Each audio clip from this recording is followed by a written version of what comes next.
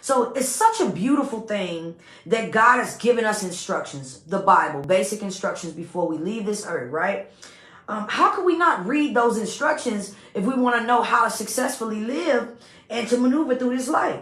Jesus tells us in John 5:39 to search the scriptures. This means examine them thoroughly and investigate.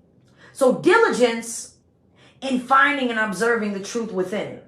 But we cannot be selective. This is the important part. We can't be selective when we examine the scripture, okay? We cannot take some of it, but not all of it. All right? So we cannot pick apart, to see what suits us in the scripture. What suits what satisfies us, right?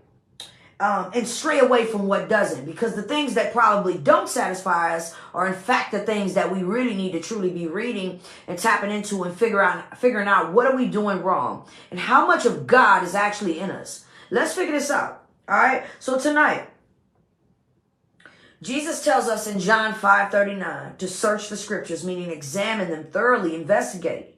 Okay, so diligence in finding and observing the truth within it. But we cannot be selective when we examine these scriptures, which means we cannot take some of it, but not all of it. So we can't pick apart what suits us and stay away from what doesn't. All right, so here we are.